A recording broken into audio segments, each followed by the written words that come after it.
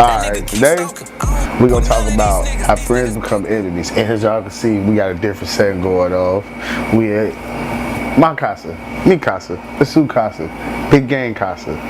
So, welcome y'all to a special edition of Big Gang Theory, short and clip. Basically, we're gonna talk about friends turning to enemies and how the split between Big Jook and PRE and Daddy-O happened, because to be honest with you, it starts at the top and then it trickled down. See, to understand the whole story, to be honest with you, it started from one being in a position in one room and one being in a position in another room, if it makes sense.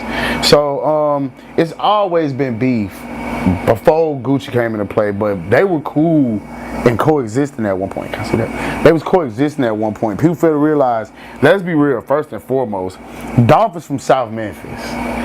Gotti and them is from North Memphis. So they wasn't historically even supposed to be rocking with each other. They weren't even really supposed to be kicking with each other, but you know, lines break, things shake, stuff happen. To me, money is a great connector, a great divider. Money can bring people together as well as separate people. I've always said that. In the streets, you see it every day. Money can divide, money can connect, money can drive an ugly wedge between people. Of course, at the time, Daddy-O was in a bigger position in the streets than he was in the rap game. Gotti blew up off rap. Now, don't get me wrong. Gotti was doing his thing in the streets, always. You gotta know who his family is. You gotta know where his family come from.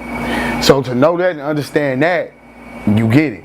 But it's always gonna be somebody that got it a little more different somewhere else.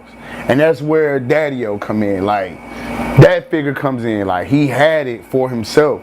So of course, if you got it that got it for himself, on truckload and busload, he able to give it to you.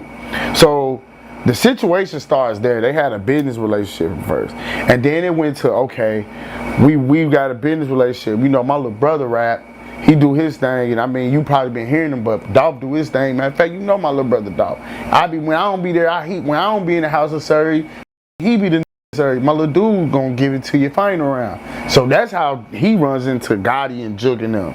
See, people gotta understand that Daddy-O, like that's why the song I used to front your big brother, he was fronting him for real, but it wasn't that. That's where Dolph the Lord comes in at. But it wasn't his. Daddy-O like, hey, just imagine imagine him telling me like, hey, about to stop through, man. I'm about to get it to you, man. Get your bread off the top. But that's your play, but give me my cut. You feel what I'm saying? That type. Like, say for instance, you like, hey, here, I'm finna send somebody, you know, old dude, them, you know, they rapping. They finna come through and get that from you, gang. And you be like, P-Joe be like, all right, I'm gonna drop that on you. Well, I'm gonna come back and get it later. I can say it's me, because y'all don't know where I'm getting it from. Y'all done made the call or whatever, but y'all don't know how many he done gave me, or he probably just telling y'all, Daddy-O telling y'all, just go to Dolph, just go to Dolph. He not necessarily telling them like who they getting it from directly. So when he said that, that's a true statement. Like, I'm you the same nigga I used to front your big brother. Yeah, he was fronting for real. Yeah, that's a fact. That's very true. But it was a bigger hand at play. So they were all cool at one point. And of course, you know, trap. Oh, you rap? Yeah, nigga, my brother, you know, Gotti rap. What's up? Come to a show. Bet. At this time, Dolph is building his relationship with Gucci. He building his relationship on his own. So of course, that come into play. So you got somebody that we already cool with, don't like over here, but I'm doing this over here. While I'm talking to you, I'm cool with you. But I work with somebody that I know don't like y'all. Let's be real. This nigga low key, like I said, Gucci did more for him than anybody. Nobody would know Dolph. Nobody would know Dolph if it wasn't for WAP. I'm a firm believer in that. We would have got him later. If anything, we would have got him later. We would have got Dolph later. Dolph was coming regardless, but Gucci the first one that really, I'm gonna put you on tour. I'm gonna take you to radio stations. I'm gonna take you to the studios. I'm gonna take you to collab with other rappers. Come to Atlanta. Yeah, let's go to Houston. Let's go to Atlanta. I'm gonna let you meet Pee Wee Longway. I'm gonna let you meet this dude and that dude. He was connecting a lot of dots for Dolph to get Dolph to the next level. He tapped him in with DJ Scream. He tapped him in with the hood rich DJs. He tapped him in with other steps that help him advance in his career. So while this going, you want me to link up with you, Yo Gotti, but I'm doing my own thing. I'm getting my own money. Of course, Gotti, to this day, I said, I truly believe that Gotti felt sour about Dolph turning him down. I truly believe that. I truly believe in my heart of hearts, Dolph made Gotti feel some way. Like, you'll with this nigga, you'll mess with this dude, you'll mess with Gucci, but you won't rock with me, and I'm from Memphis. I've been knowing you. We been had a business relationship.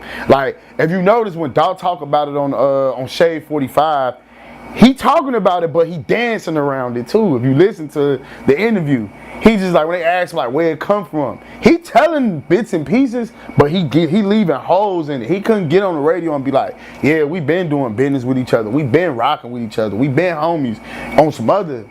I've been doing this, man, on my own since day one. Day one. You know what I'm saying? Since day one, like everybody, a lot of folks, a lot of people, everybody almost done came to me with different situations like, man, let me help you with this and do this and do that. But me in my position, like I got too much of my own money tied in this and too much of my own time in it. Like I got too much invested in it. You feel what I'm saying? So like, say like Gotti wanted me to do the, like, man, come on, bro, let's do CMG paper route.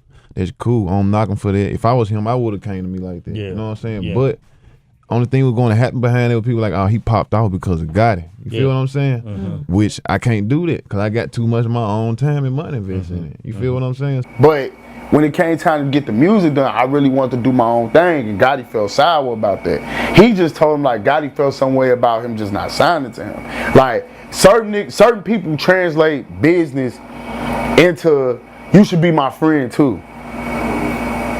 A lot of people do that, and I think that's a part we gotta, like, the stigma we gotta take out of, like, I was watching that Mr. McMahon documentary. I don't mean to kind of get off kill, but I'll bring it back. When you got a mindset that is anything that's good for business is good for business, you gonna do anything to protect the business.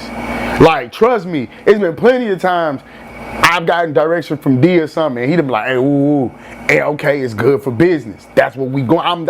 You have to have that mindset.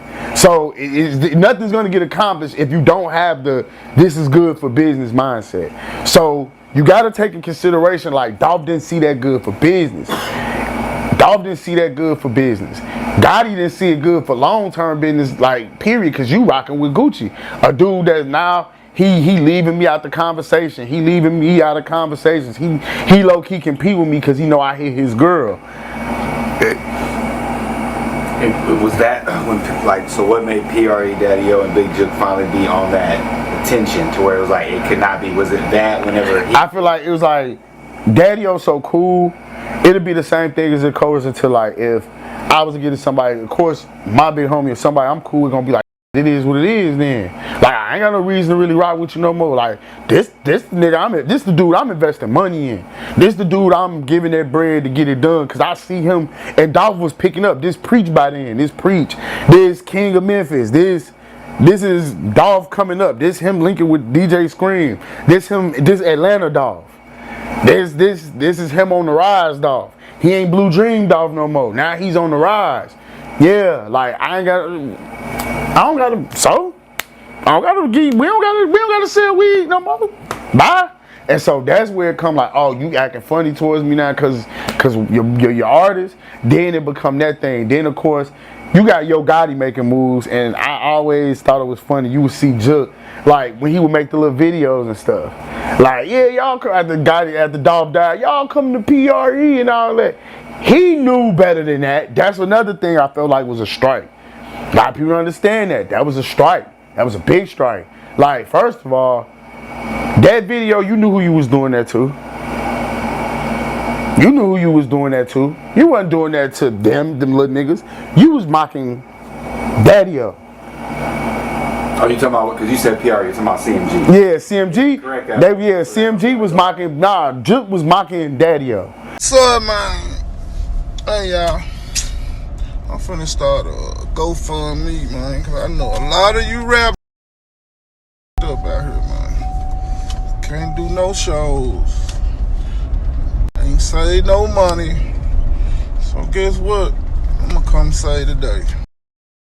Rent, if y'all got somewhere to stay. I'll pay your car note. I'll pay your jewelry note so you won't get repoed. You feel me?